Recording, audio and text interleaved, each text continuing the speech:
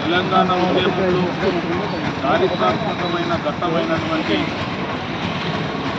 కేసీఆర్ శవయాత్రను తెలంగాణ చైత్రయాత్రను అనే సిద్ధాంతంతో గౌరవ తెలంగాణ ఉద్యమ నేత గౌరవ మాజీ ముఖ్యమంత్రి కేసీఆర్ గారు డిసెంబర్ 29, 2009లో దీక్ష చేపట్టిన రోజున 2009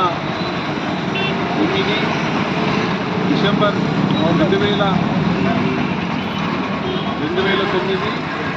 9 నాడు ఏదైతే కేసీఆర్ గారు దీక్ష విరమించి విజయయాత్ర చేపట్టడం జరిగిందో ఆ రోజున తెలంగాణ ఉద్యమకారులను ఉద్యోగించింది తెలంగాణ తల్లి. ఆ తెలంగాణ తల్లి యావత్ తెలంగాణ ప్రజలు కుల వర్గ భేదాలు లేకుండా జరుపుకునే ముఖ్యమైన పండుగ బతుకమ్మ పండుగ. ఆ బతుకమ్మ పండుగ అట్లాగే ఆ తెలంగాణ తల్లి ఒక చేతిలో బతుకమ్మను ఉంచి అదేవిధంగా తెలంగాణ రాష్ట్రంలో చేనేత వర్గాలు ఉన్నాయి. ఆ వర్గాలు నేసినటువంటి పట్టు చీరతో ఆ తెలంగాణ తల్లిని ఆ రోజు కేసీఆర్ గారు ఏర్పడుతుంది. అట్లానే తెలంగాణలో పండే మిత్ర పంటలైనటువంటి మక్క జొన్నను ఇంకో చేతుల పెట్టి ఆ రోజు కేసీఆర్ గారు తెలంగాణ ఉద్యమకారులతో, తెలంగాణ కళాకారులతో, తెలంగాణ మేధావులతో కూర్చుని ఆ రోజు తెలంగాణ తల్లిని ఈ బంగారు పీటలతో, చేతుల బతుకమ్మతో, మిట్ట పంటలతో, బంగారు ఉద్యానంతో ఆ రోజు సూచించడం జరిగింది. ఈరోజు కేసీఆర్ గారి ఆనవాళ్ళు ఉన్నట్లు నేను తెలంగాణలో మార్పు తీసుకొస్తానని ఒక కుటిల నీతితో ఈరోజు రేవంత్ రెడ్డి గారు తెలంగాణ తల్లి చేతిలో బతుకమ్మ లేని తెలంగాణ తల్లిని, ఈరోజు పీఠం లేని తెలంగాణ తల్లిని నిన్న వారు ప్రతిష్ఠించడం జరిగింది. మరి తెలంగాణ అస్తిత్వానికి ఈరోజు అన్యాయం జరుగుతున్నది కాబట్టి ఈరోజు గౌరవ కేటీఆర్ గారి ఆదేశానుసారం గౌరవ బాల్కొండ నియోజకవర్గ అభివృద్ధి ప్రధాన ప్రశాంత్ రెడ్డి గారి ఆదేశానుసారం భీమ్గల్ పట్టణంలోని తెలంగాణ తల్లికి పాలాభిషేకం చేయడం జరిగింది.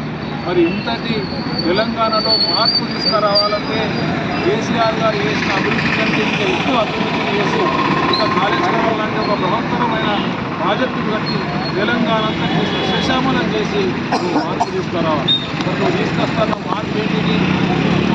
తెలంగాణ తల్లి చేతిలో బతుకమ్మ తీసేసినావు, తెలంగాణ తల్లికి చిత్రాన్ని తీసేసినావు, తెలంగాణ తల్లిలో ఉండే చెత్త పంటలైన మొక్కజొన్న పంటలు తీసేసినావు. మరి నువ్వు చేయాల్సిన మార్పు ఇది కాదు రేవంత్ రెడ్డి గారు. మీరు చేయాల్సిన మార్పు వల్ల తెలంగాణ ప్రజలు మంచిగా బ్రతికే విధంగా తెలంగాణ అభివృద్ధి చేసి చూపించాలి. ఈరోజు తెలంగాణ తల్లిని మార్చడము, తెలంగాణ ముద్రలో ఉన్న వాటిని తీసేస్తామనడము, బీఎస్ ఉన్నటువంటి దాన్ని పీజీగా మార్చడం కాదు. ఇది మార్చడం వల్ల తెలంగాణ అభివృద్ధి సాధించదు, పేద ప్రజల అభివృద్ధి సాధించదు. నీవు పరిపాలనలో ఈ 1,00,000 కోట్ల రూపాయలు అప్పు తెచ్చి నువ్వు ఒక ఏడ ఇంట కట్టలేదు, నీవు మార్పలేదు, నువ్వు ఏడ తేలేవు ముఖ్యమంత్రి గారు.